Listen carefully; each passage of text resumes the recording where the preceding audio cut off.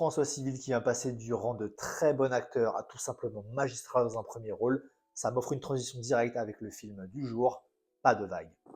Pas de vague, c'est un film qui est sorti le 27 mars 2024 en salle, donc là c'est très récent, mais fraîchement dans l'actualité, réalisé par Teddy Lucie Modeste avec François Civil. On a Shane Boumedine et Bakary Kébé. La presse a noté le film de 3,4, je les trouve assez violents. Les spectateurs 3,9, donc un petit peu au-dessus. Donc en gros, c'est le contexte du corps professoral, car on va suivre notre protagoniste, qui est incarné par François Civil, qui est prof de collège, tout simplement. Et il va lui arriver plein de péripéties. Enfin, un élément déclencheur va être le fait que un jour, il étudie en fait sur la drague, mais voilà, un texte de français de l'époque, en suggérant un petit peu la subtilité de la drague. Je vous en dis pas plus parce qu'il faut vraiment découvrir le film, c'est très important. Et il va lui arriver une histoire de pas d'agression, mais de harcèlement en fait scolaire, prof vers une élève qui elle a mal compris la chose, a mal interprété la chose, perçoit cette remarque comme une espèce d'harcèlement finalement. Donc c'est vraiment l'élément déclencheur qui va lancer un petit peu toute la thématique du film. Donc évidemment c'est un traitement de faveur qui est quand même relativement mal perçu par ses collègues, enfin les collègues à Leslie finalement, le frère de Leslie car elle n'a pas de parents, le corps professoral, l'institution et même les collègues, quoique les collègues vont très très vite le rejoindre. Donc c'est intéressant de voir comment il va évoluer après ces accusations finalement. Donc la rumeur se propage, il va se retrouver dans une espèce d'engrenage de trucs légaux, de justice, de faire main courante ou ne pas faire main courante, porter plainte. Donc il y a aussi dissocier ces deux choses-là qui sont très différents et qui est très très bien amené par le film, par la même occasion. Ne pas avoir le soutien de son école alors qu'on est soi-même professeur, ne pas avoir le soutien de certains professeurs. Voilà, ça parle de choses qui sont quand même très très compliquées à gérer lorsqu'on est professeur, lorsqu'on est à l'éducation nationale et qu'on est censé euh, former de futurs adultes, futures élites, futurs travailleurs en fait. Et c'est assez intéressant. Alors, il y a un truc intéressant et qui est très très bien géré, c'est ça part d'une drague, d'accord, d'un côté drague subtile, mais sans, voilà, ça part de la parole d'une élève contre la parole d'un professeur. Donc déjà c'est compliqué, mais en plus ça parle de drague.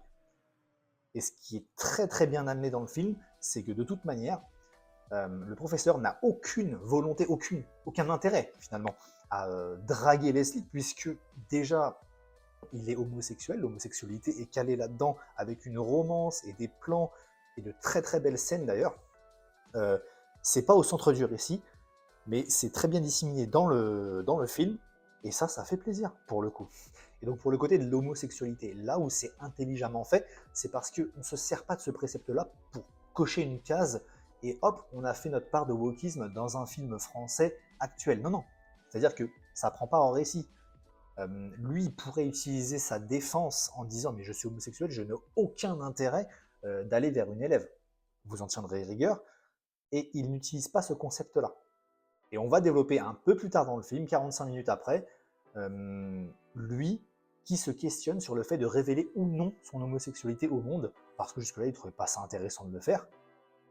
Et voilà en fait, voilà comment on arrive à captiver le spectateur sans respecter un échiquier politique. Superbe. Donc du coup, on a plusieurs choses. On a un professeur qui est accusé d'un truc quand même relativement grave, qui n'est pas bien dans sa vie parce qu'on met aussi en avant le couple en fait de Julien qui se passe pas très bien. Ils sont tous les jours, enfin tous les mois sur le fil du rasoir. Je parle au niveau de finances. On a le corps professoral qui ne l'aide pas du tout, le directeur ne l'aide pas, les personnes, les supérieurs même au directeur de l'école qui pourraient prendre parti et faire quelque chose pour sa sécurité ne le font pas. Ah oui, parce que le frère de Leslie menace le professeur de lui casser la gueule à la sortie. On a juste les pions en fait du collège qui vont le protéger à sa sortie, à la sortie du collège lorsqu'il a fini ses cours. C'est quand même légèrement abusé. Voilà, toutes ces choses-là étant mises en place, maintenant vous avez un petit peu le contexte.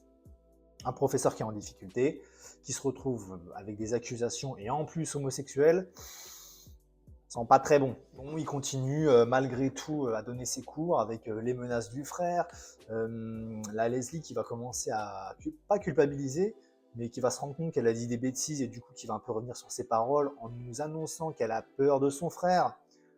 parce qu'il est violent, etc. En même temps, Julien est assez frustré parce que il faut qu'il utilise de dire qu'il est homosexuel pour sortir de là, ça t'aurait, voilà. Ses collègues professeurs lui disent non mais t'aurais dû utiliser ça depuis le début, c'est stupide, t'aurais pu t'en sortir. Mais je vais pas utiliser l'excuse d'être PD pour comment dire pour m'en sortir. C'est vraiment ahurissant et on voit que le personnage, notre protagoniste, est en total dilemme avec lui-même, tellement qu'un jour il revient, il a un pseudo début d'histoire avec une autre collègue professeur qui apparemment essaye un petit peu de le serrer. Et lui ne dit pas oui, il ne dit pas non, parce que voilà. Mais quand il décide de couper court, de rentrer tout seul chez lui, il croise en fait des drag queens au retour d'une soirée. Et là, il les regarde en mode voilà, il y a un plan très bien qui a 3/4 sur les drag queens et avec François Civil du coup derrière, où on voit qu'il se questionne sur le fait de il est en train de se dire devrais-je euh, assumer en fait finalement mon homosexualité comme le font ces gens-là sans aucune honte, au contraire, ils le montrent au grand jour. Alors, on sait que les drag queens sont, enfin les drags en général sont des gens très expressifs, voilà, il n'y a aucune honte, zéro, et que j'ai trouvé ce plan intéressant. Alors sur la technique, maintenant, la réalisation est super propre, l'image est impeccable du début à la fin, on n'a pas de vulgaire champ contre champ, mais on a des plans resserrés, des plans qui sont plus de loin, on a toujours une composition de plans qui sont impeccables, peu importe la scène qu'on vit, et souvent il y a du mouvement. Il y a un très beau plan.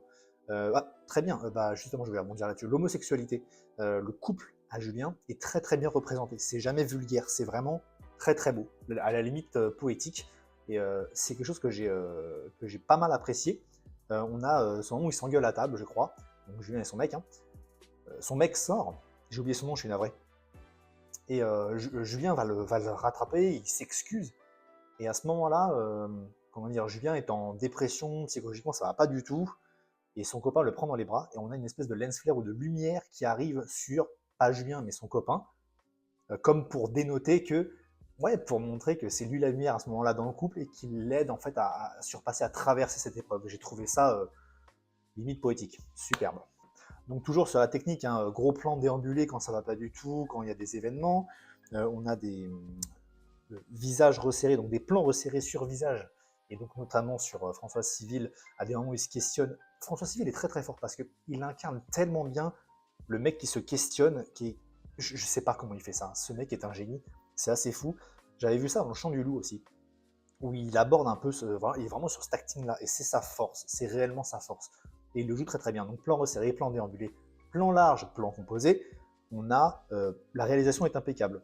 Vraiment aux petits oignons du début à la fin, et là je dis plus qu'aux petits oignons, hein, vraiment on sent qu'il y a eu du taf derrière, ça fait plaisir.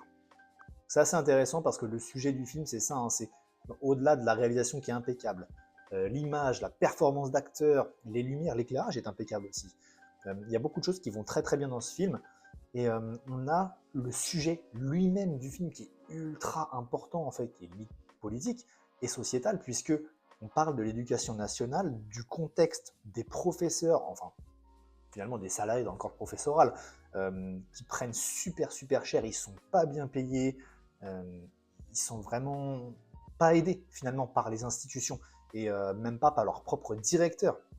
Je ne dis pas que c'est le cas pour tous les collèges et les lycées, mais il faut admettre que quand même, c'est un métier qui est compliqué, qui est difficile, où il faut avoir du courage, et quand on voit ce qui s'est passé et ce qui se passe en fait divers dans la presse au collège, je ne parlerai pas de Monsieur Paty, hein, ça fait quand même beaucoup de choses, on sent que les gens qui font ce métier-là, euh, c'est lourd quoi, donc voilà.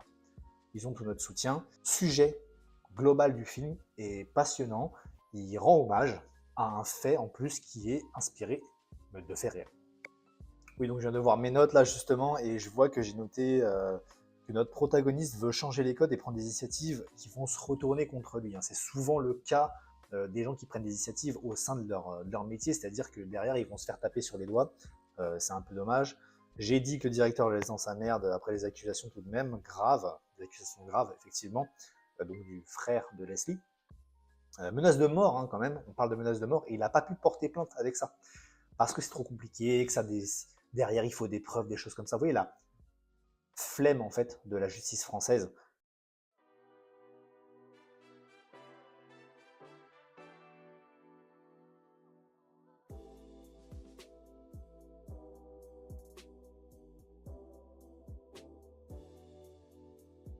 C'est tout pour moi, c'est tout ce que j'avais à dire sur le film Pas de vague. Je vous invite à aller le voir, évidemment que je vous recommande chaudement d'aller le voir. J'ai essayé d'être objectif tout le long, mais je vous avoue que j'ai quand même pas mal kiffé le film, donc voilà, on essaye quand même de rester raccord, mais je pense que j'ai vendu quelques arguments euh, qui motiveraient n'importe quel spectateur finalement d'aller voir un film qui se veut efficace, autant dans son propos, sa réalisation et son impact émotionnel, car il y en a aussi. Merci d'avoir regardé cette vidéo. Moi, je vous dis à la prochaine pour peut-être un réel sur Instagram ou sur notre chaîne des confinements filmés, une autre vidéo, gaming ou quoi. On est assez multi-format, les confinements filmés. Donc voilà, prenez soin de vous et allez voir ce genre de film, c'est important. Tchuss!